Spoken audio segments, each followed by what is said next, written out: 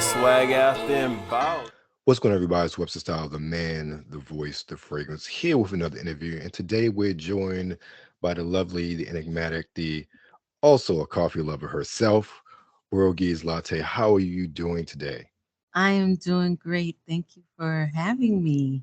Well, thank you. And I know, unfortunately, you're not drinking any coffee today based on previous conversations, but I am drinking the Starbucks Anniversary Dark Roast. It took me Okay. forever to find this. Actually, I had to get it sent from Texas because no one had it in my area. I had it once, my manager's like, "Oh yeah, you should get this." They didn't have it in the store. I couldn't find it anywhere, and it was just like poof, gone. And then a friend in Texas found it and is like, they sent it to me. I'm like, great. So this is I some good feel dark so roast. bad because I want coffee so bad, but I've been sick, you guys, and it's not good to be having coffee. One on an empty stomach, and two when you've been Right. sick. So, Yeah, no. I'm a coffee lover, but I did talk to you about something before. You know, I usually have a pour over if I don't have time to brew it myself because I use a mocha pot a lot. So this is for people who don't know how to make a latte. So this woman, she owns it. Her name is a woman owned company. She's Vietnamese, Debbie Mullen. She's the founder and CEO of Copper Cow Coffee. And no, I'm not part of sponsorship. I'm not an ambassador or anything. I just, I like the fact that it's a woman that owns it. So it's kind of nice, to know that. And then it's just so cool because it makes the perfect cup. And, Right. and it has like pictures. And I'm like, this is so cool for somebody who don't know much about lattes, Exactly. but it shows you everything. It looks like a little tea bag, and then there's a cup, and then you kind of like have it hanging on the side of your cup. Isn't that cool? Yes. Boil some hot water, pour, and there you have it. You have your espresso, and then there's a little. I'll just show it to you, like a little latte creamer. It's milk and sugar, Nice. and you just pour it in. I thought that was so That cool. I another company, Everyday Coffee and More. They have not they don't do the whole latte kit, but they have that similar pour over design as well for the single serve pour overs. And I know the owner, so I was used as a guinea pig a couple years back. I'm like, oh, this is perfect. Isn't So that yeah, great? that sort of setup is absolutely perfect. Yes. Look, I love being a guinea pig. What you want Same here. to? Yeah. Yes, I will try anything. New flavor, I will try it. Different flavors. Just a churro, you know, Oh, nice. vanilla, like a plain one. Man, you just have to try it. It's really good. I try to savor it. I have two more boxes left, and I'm like, I'm gonna take my time because I understand. it's Because so once you get some good coffee, you can go right through it and it's gone. I yes, am literally trying to savor this signature roast since it was so hard for me to track it down. It's like I only have the one bag. I don't want to go through it, but I'm drinking it like every day. okay. Do you have how many mugs do you have? Or are you one? Too Are you many. that type? Oh, you? Oh, really? I Yeah. thought only Well, coffee lovers do that. You know? I have it's interesting because mugs are one of the things that I've been given over the years. So I have like special mugs. Like I think most like this was a gift. I have a Father's Day mug that I was given. Actually, it ended up being three mugs because they screwed up in the initial order. So they didn't send the mug that it was supposed to send with Um, the design and the it's one of those like disappearing picture mugs. So they sent a regular mug with the picture they had designed. So they ended up going back and having to resend it, and instead of sending one, they sent it two. So I got three additional mugs. hey, And I've gotten a couple just from business over years, as well as just other sort of gift things. So I have plenty of mugs to choose from when it comes to coffee. Yeah, a lot of mugs. A lot, all of them. Yeah, now I think all of them were part of gifts. Star yeah, Wars mugs, Marvel mugs. yeah. Those are really good gifts. And I have like baristas, little barista cups. Because when you drink lattes or cappuccinos, it it tastes different. I mean, it's a lifestyle. Yes, You want to drink the latte or cappuccino, you better drink it in style and drink it right. exactly. You Exactly. Yeah, we have some other cups here that are more toward that style as well. So there's definitely a difference in the style of cup to how it really impacts the flavor of the coffee. Also, And it's just like music. Bourgeois Latte. That's how it kind of all started off, with latte and listening to some great music while you're sipping coffee. I think it's something our parents always done. It's something that I've seen growing up. My mom, Hmm. mom worked a lot. She was such a hardworking woman. And the only time I ever saw her so relaxed is when she had a cup of coffee and she's listening to a little, gospel music or a little jazz. And it's like she was a different person. Right. So I kind of see, lattes and and music is a way of a lifestyle, and it's kind of therapeutic too at the same time. Oh, So I I don't, agree. I I s- totally agree. There's something about a good cup of coffee, just to kind of, you make sure you sit and savor it. And there is a sort of centering that happens, because that's part of my morning routine, as far as like sitting with my cup of coffee, even though it's a bit chaotic at Starbucks. I'm able to sit and center and shut everything out and just drink my coffee and enjoy it and focus on the day at hand. And it's especially since I've started doing that, I've seen a difference personally, just perspective, but also workflow also as well. It's something about just it's that little bit of me time that you take. And which yes. is something we just totally miss throughout our chaotic days of family and work and this and that. Just sitting down and having a cup of coffee. It's just that, 5-10 minutes of me time that really can set your day off on the right path.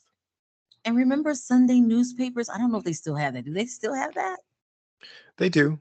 I don't think Papers? most of us use them anymore. Right. But that's what made it so cool. I mean, men will go and sit down there, have a cup of coffee, and they open up that Sunday newspaper. Some of these kids Yes, don't know how cool that was.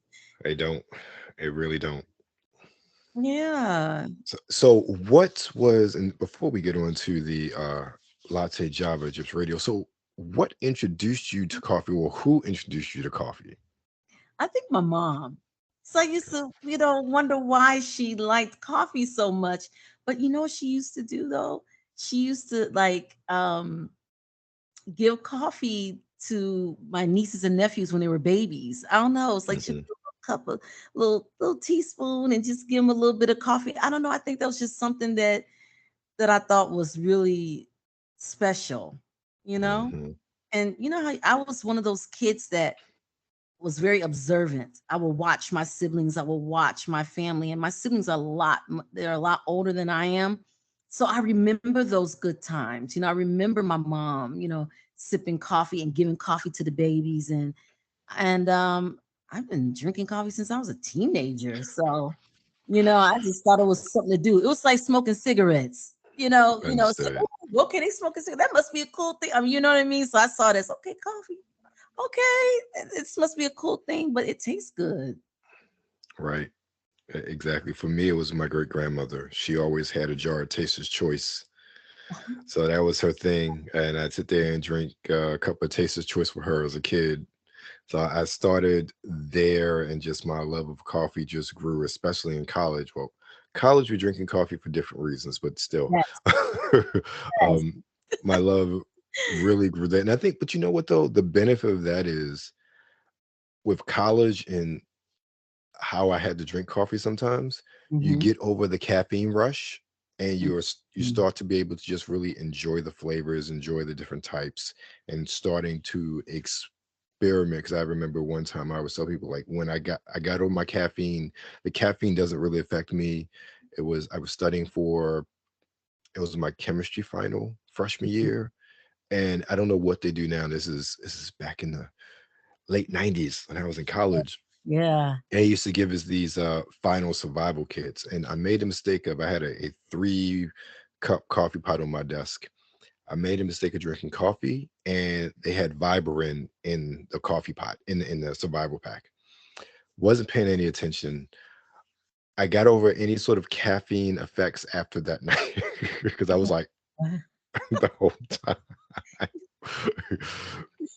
He's like, passed the final though, so hey, that's a that's good something good. thing. Hey, I mean, hey, you passed. That's a good thing. Hey, if it works, it works. Exactly. So let's talk about Latte Java Drips Radio. How did you, or well, How did you start it, and why did you start it? I started off on Station Head, and Station Head is a radio app where you get to host your own shows. And I think their motto was like, you get to be your own host, so you get to be your own boss or whatever. And I think my daughter found it and was telling me about it. And I decided, let me just get on here and see what it is. And the cool thing about it is like you get to pick music that you enjoy and save it to your station. Hmm. So that's how it all started. But in my mind, I was like, okay, I got to make this into something really interesting because before Station Head, I was on IMVU, but that's something totally different. And I was playing music, and I started to want to do shows. So start off like with Love Jones. I was talking about favorite soundtracks, and I think that drawn attention to my station because I was talking Hmm. about old school music and how music was then, and I started to get a lot of views. And on Station Head, they have this thing every week. Whoever has the most listeners, they will announce them on Instagram. They will announce it on. They will have like a weekly show, and they will announce them and bring you up on platform, and you talk and you introduce yourself and you let people know what you do and who you are. And I think because it was such a mystery, I was called Bourgeois Latte, and all you saw was this veil across my face and lips sipping coffee. And I think people were fascinated by it, like, okay, Bourgeois Latte, what's this? And and I explained, well, it's a vibe. I'm having a latte and I'm listening to music and I'm interviewing people, and it started to grow. And then I started interviewing people. And I created a show called The Cougar Club. Funny. It turned out to be a joke. How it all started out because I wasn't the cougar, but the women that were on my panel were cougars. Hmm. So they'll explain and talk about these dates they've been on, or there was one that was already involved with someone younger. So it became a really cool show. Then we had a guy, we kind of called him the Jaguar, and he had his male point of view about cougar and relationships, and it grew. And things start to get a little shaky. I start to notice that some of my material was being used on other people's platforms, and it was from the big people, Hmm. that was doing, kind of using ideas of other people's, material. So I was thinking to myself, don't get me wrong, I love Station Head. I see that as a compliment. I accept that. I embrace that. But then I was thinking, I need to have my own. Right. That's when I was thinking, okay, Latte Java Drips. So that's how Latte Java Drips came about. I've had Latte Java Drips Radio for 2 years now, 250 listeners a week, from the UK, a lot of people from Brazil, France, Canada. It's growing, and sometimes it gets a little slow. So I have to be the business part of it and Hmm. the entertainment part of it. So it's been a challenge, but it's been great. And I'm getting some people on my team. I have some DJs that have music that they air, and then I'll start. I don't know. I'm thinking about revamping the Cougar Club because it Okay. was really popular. And if it wasn't for Cougar Club, I don't think I would have been able to get like Joshua Benoit. Um, Hmm. there's this artist, that wrote for Empire. So I started to like really grow, and I focused more on getting blue checks because I was like, I wanted to stand out and be different from everyone else. This is when blue checks was like, okay, you get someone that has a blue check, you're on the right path. Right. That was kind of like my goal. I didn't think nothing of it. I didn't think it would be all that big. But then when I started to see that I was getting 26, K listeners, I'm like, whoa, okay, I have something here. Right. I need to continue this. So I became very passionate about it and kept going through, you know, playing music and interviewing people. So yeah, that's how Latte Java Drip started. Understood. Well, the passion is always really what you need to have to really push through. You talk about it's slow sometimes, but the passion really what gets you through. Now, speaking of passion, one of the things I've seen recently is that you had a contest really highlighting a lot of dope female artists. Yeah. Is the sort of artist discovery piece a major component of what you're doing with the radio station at the moment? Oh, absolutely. Because the three women that were contestants and won, Mhm. they are on my website. So when you go to my homepage, you see the three women and you get to click on their track. You get to listen to their whole track. And the cool thing is they're already on Spotify. So it takes you directly to the Spotify playlist and it takes you to their EP. You get to listen to their whole album. You get to see who these ladies are about. And some people, it's really hard with this music industry because people feel like, well, if you don't have so many followers, if you don't have 10K followers, how can you help me? And I really don't think, they understand the business. And that's the problem with the music industry. Don't get me wrong. I thought about giving up because I was just like, they don't get it. It's you kind of want the 4K, 400, followers because I think the smaller, the better because you'll Mhm. probably get 100 out of those 400 followers that's going to really listen to you. And most of the time, Right, people buy their followers, and I'm not down for that. right, right. I remember, and I forget what artist it was. I feel like it might have been Ryan Leslie, and I saw something about him a few Mhm. years ago where someone's asking him about major labels and albums, and he was talking about how he made, I think, 20,000, something like it was five, maybe six figures off of whatever album he put out. And he said, I have a loyal fan base and I get everybody's information. I let them know when things are coming out. I let them know when I'm having a concert. So having a small loyal fan base like that will continually generate interest in your music and ultimately income. And it goes to what you were saying. It really is when you have that small but dedicated fan base, or even you're working with individuals who maybe only have 400K followers or 400 followers.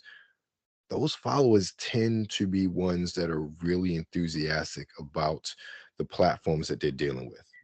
And that translates a lot to what sort of impact they have. I was told this by one of my interviewees a few weeks ago, Brandy of the Audacious Femme, and we were talking when I went to her event. And she said to me, she said, you may only have 1,000 plus followers on Instagram or whatever. But she said to me personally, she's like, there are people who are paying attention to what you're doing, and there are Yes. people who are talking about what you're doing. And that is that how that small, really knit group really, really blows up. And I think artists, just like you said, focusing and working with those individuals can really yield greater dividends than say that person that has 250K. Because let's be frank, 250,000 subscribers or followers, the yield of really translating, or I forget the exact term, but translating that to, an equivalent, you may only get 1% of those individuals that actually check out a post or see a post. And then you have even smaller fraction of those that may actually go on to buy. Whereas with a smaller creator, you probably have a higher conversion rate. That's the term, conversion rate, from someone who sees you. I know, even me following you, and when you posted the artist, I went to all of their pages. I followed several of them. I went and listened to them on Spotify because I saw your post, because I saw how passionate you were. I was like, okay, and also we've talked before, it's just some good music, and it's music that we don't hear a lot of today. Yes. Yes. Yes. I'm a little worried because now I'm doing a contest for the men. I started I was off gonna ask late about that. because it was I mean, I posted something. It was Kev on stage, and I think he's in Dubai with Tabitha Brown and her husband, and they were Mhm. out like in the sand and baby I'm ready with Jodeci, and they acting, acting the fool, and back in the day that was when men expressed love, and Right. this one guy commented on my post on my Facebook post, and he says, um, um, yeah, that was a time when women were worth loving or something really Mhm. worth begging for. They're not worth it anymore. I, I was just kind of like, Okay. I said, okay, well, then if you feel that way, then maybe you need to write a song about the pain of not receiving that love, and it Right. it worried me a little bit. And I was like, well, maybe this is not going to work because there's a lot of men out here that don't have that 90s feel. But I've got 4 so far. Okay. I get 6 more, that will be perfect. That will be fine. Um, it's kind of sad. It worried me because I thought it would be easier with the men. Right. I find it interesting. We've had what the Luke Jameses over the years. I think Oh yeah, jeez. there are a couple other ones that escape my mind that really fit into the category, but they are they're the exceptions, not the norm for what is contemporary male R&B nowadays. Mhm. And I think back, and again, we are, closer in age back to the 90s. Like Diver Mad Band is one of the greatest R&B albums ever. I still bump all three of the first drill albums all the time just to, and I will say this, and I'll use this as an example. So Drew Hill's third album, Drew World Order, there is a song called Old Love. Mm. And that song is so beautiful. But the song that really got me from that album that really kind of epitomizes that is a song called Millions. It's like millions didn't make it, but we're one of the ones who did. What's up? I'm so glad that we made it. Please be my wife and be one with me. And every time I hear this song, I'm like, this is what it is for a man to love a woman, to want to commit to her, to want to give everything to her. And he's so enamored, not even enamored, but he cherishes her so much. Like I hear the song, and this song is what, 20 years old now. And it's just so, and this is before I got married and all that and all. So Yeah. it's not even like, oh, I'm married and like, no, it's just such a beautiful song. But that is what R&B was like, say 90, 92 to what 2005 in many respects. That's what that you had those crooners, you had those groups, you had really singing about love and emotion where it wasn't called simping to want to Yes. be with a woman. I just think of Jodeci's Cry for You, and I'm thinking of that song down in my head and how in 2023 a 20-year-old could hear that song and just like, why are they simping for some woman? Why like but Yes. there's Oh, such a change in perspective, and I never thought about how that change in perspective has directly impacted the sort of music we get in that vein. And it's very sad in many respects. While we could, we could have the Summer Walkers, and well, she's an interesting case. She makes beautiful music. We know where all that music comes from. We right. got the Summer Walkers. We got the Scissors, who like I love her. Like we still have those women who are crooning, those Jasmine Sullivans that are still out there singing about whether it's heartache or being in love. They still have a license to sing that way. The men almost don't. So I'm very interested to hear the artists that definitely come out to really debut or show off what they can do in their music, because I'm excited to hear them, Yeah. personally speaking, especially if it's a I'm throwback like I think. excited, but I may have to prolong it a little longer. It might be till June 10th. You know what I'm And saying? that's fine. That I want it to be special. There's some I may have to reach out to that Hmm. are pretty amazing. They have the most amazing voices. I'm gonna post them too. I'm gonna definitely post Monday. Like here's some R&B crooners you guys need to check out that are in the 2000s. There's one guy. It's a different. It's a weird name, but it's a movie that Zendaya was in a part of.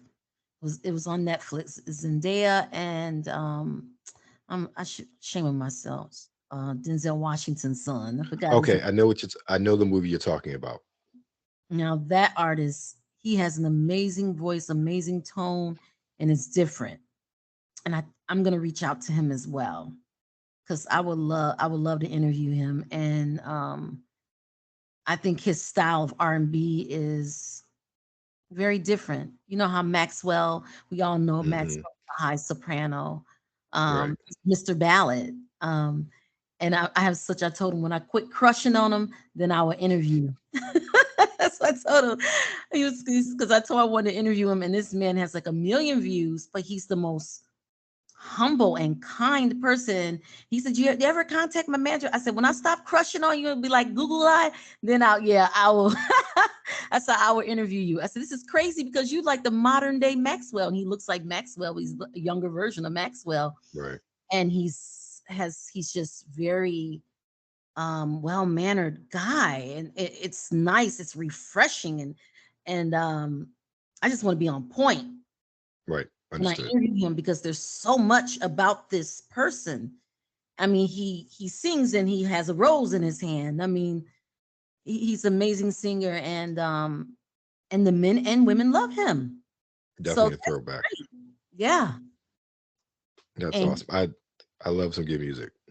yes, he's on Twitter, and he spends a lot of time on Twitter, and they love him, and I see why. And he's different. So those are some artists that I don't know. I may ask him, shoot, maybe to help me choose the winner. But I want it to be perfect and just the way how the women did. I want it to be memorable. And I'm not gonna lie, it was a little difficult with the women too because people I don't know. I just think I don't know if it's our community or there's just so much going on. There's so many podcasts of Hmm. men talking about women so much to the point where no one is interested in R&B music. I don't know. I don't want to say that they're not interested, but I know there are a lot of people that are interested in R&B. It scares me because Yeah. I don't This. become numbed to the Right. point where I Right. can't identify it. Oh no, I totally understand. I think, well, one, you and I both know drama sells and drama gets eyeballs and listeners, unfortunately. Oh, So that is, I think, partially why we've seen that explosion of. And again, I'm not saying some conversations aren't needed, and they are, especially with the way things are and whatnot. However, you can't have conversations without resolution, and all you get is drama, no resolution, no moving forward, and that really sucks up the air for everything else is out there. The yes. beautiful thing about the internet is there's so much out there. The bad thing about the internet is there are only certain aspects that really draw people in. So Mm, everything else kind of gets left by the wayside. So I totally understand what you're saying. Even myself in just my content consumption, I am moving away from a lot of things I used to simply because I need to find something different. I need to watch something, or I'm tired of this, or these people, regardless of what it is, like it's the same thing. Every show, every conversation, every podcast, you're talking about the same video games. Like it gets so monotonous. And the one thing about music, especially with a lot of the music that I follow, or musicians and people talk about music, music is always changing. There's always something new. There's always a new artist, especially, you find things that really align with what sort of music you like. right. That's true. That's very true. Well, I can't wait till, the guys bring it. There's a couple of artists that are here in Arizona that are very talented. There's one artist by name of Lee Water. We're going to go live next Saturday, and talk about, the contest. And he's kind of tagged and reached out to me and let me know like, hey, I Mhm. know some R&B singers because they have a club here called Poetic Soul, and a lot of these artists go to these open mic nights. I've been there one time, and it was okay. Needs some work. The place is nice. The ambiance is perfect. It's missing good music. I don't want Right. to say that Arizona's not the place for music. And then I thought to myself, hey, wait, let's say, hold up. Now you in Arizona, you can change that. So hopefully I can change that. Um, we shall see. All right. Well, I was going to ask you about that, but just in case for all you watching, because I don't know when you're going to be watching this, that Saturday she's talking about was Saturday, May 27th. So if you're watching before May 27th, which you video will drop before then, make sure you Yep. check it out. If you're watching after, well, make sure to check her out on her recordings and her playbacks. Yeah, I'm starting to utilize my YouTube more often. So Right. I've been posting. I post one about Mariba, this one singer. She's girl can blow, and she had, and the I was shocked that folks were like, yeah, yeah, I got like a lot of followers after that. I was like, oh damn, it's Mariba. Like she's been around for a minute. I'm like, okay, let me post a little bit more. I just felt like YouTube, I get hard on myself. I'm like, if it's not live, no one's paying attention, and that's how I saw it. It was just crazy because I don't like that. I don't like going live. I'm being honest Right. with you. I I really don't. understand. I totally totally understand that one. We had that conversation beforehand. But one of the things I found about YouTube, especially because I've had a YouTube page forever, and I probably posted sporadically Yes. over the past 10 years. But now one of the things I've seen, it's a real, even though you may not get, and again, we talk about the small follower count, small view counts, you may not get 200, 300,000 on a view on a video, but you are able to start to build a fan base that way. And Yes. that's one of the things that I've seen, that there are individuals who find your content who then go to other platforms. And that's one of the things too about diversifying, and that's something you do very well, diversifying where your content is, because people on TikTok or Instagram may not see you on YouTube, and then and vice versa. And that's something I'm seeing a lot as well. But then they could go over to YouTube to see maybe some of your longer form stuff, or if they find you on YouTube, maybe go to TikTok to see, you live one day, or some of the more TikTok exclusive stuff, or even, finding more out about artists and going to Instagram to go to their various pages because of seeing you on YouTube. So there's really a cross-platform synergy there. I think that's really, you really have to utilize in today's day and age. Yeah, that's true. And you definitely got to make time to post it. Oh yeah, that's the hardest part. Yes. Ugh. I And still especially haven't with, I haven't posted all the women from the nominees. I'm like, okay, should I still post it even though you it still has? should. So okay, good, because that's what I've been doing. I've been slowly, posting the women, and it's work. It's work, Well, but I love it. I love it, and I just hope that folks understand how much I really enjoy listening to the music and helping them, reach their best potential. Because some of them needed some work, and some have really improved, right. throughout the years, and it's great to see that and to be a part of that as well. So yeah. All right. Well, Bourgeois Latte, I'm not going to hold you any longer. Let everyone know where they can find you on all of your platforms. Look, I'm everywhere. I'm on Twitch, YouTube, Facebook, Instagram, TikTok, you name it. So, oh, and go to www.lattejavadrips.com. And if you want to listen to the radio, it's lattejavadrips.com/LJD radio. I'm going to start doing some email newsletters. You gave me some ideas that, whereas, especially the contestants from the Vibes of the Month, I'm Right. going to contact those people that voted for them and send them information on what's coming up in the That's a near good idea. future. So, Well, you can yeah. find all of Bourgeois Latte's information down in the show notes. So click away, explore, buy merch, listen to good music, and Yeah. support. Thank you for having me. Well, thank you for being here. I appreciate it. You have a great day. You too.